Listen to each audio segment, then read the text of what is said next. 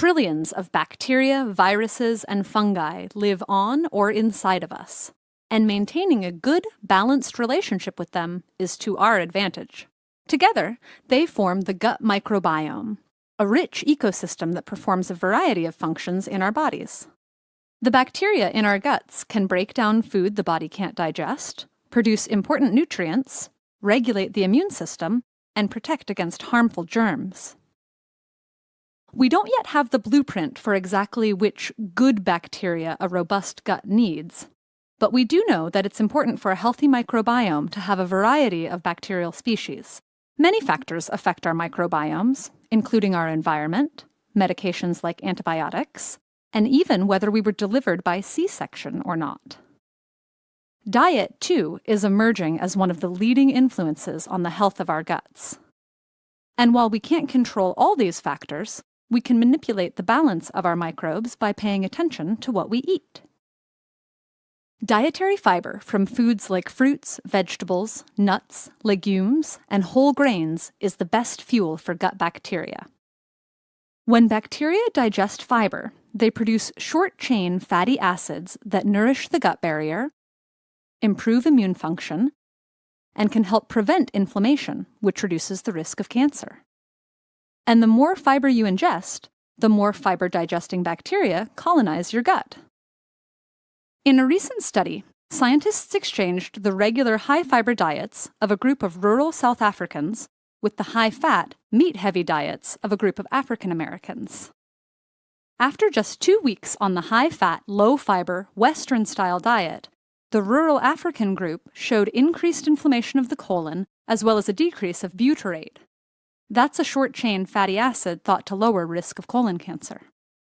Meanwhile, the group that switched to a high-fiber, low-fat diet had the opposite result. So what goes wrong with our gut bacteria when we eat low-fiber processed foods? Lower fiber means less fuel for the gut bacteria, essentially starving them until they die off.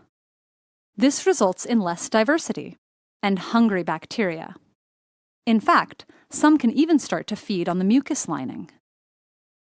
We also know that specific foods can affect gut bacteria.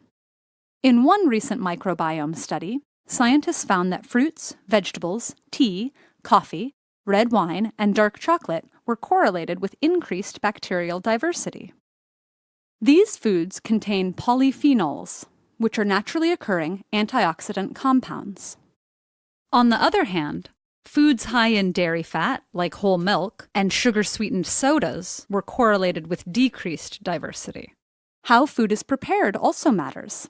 Minimally processed, fresh foods generally have more fiber and provide better fuel. So lightly steamed, sautéed, or raw vegetables are typically more beneficial than fried dishes. There are also ways of preparing food that can actually introduce good bacteria, also known as probiotics, into your gut.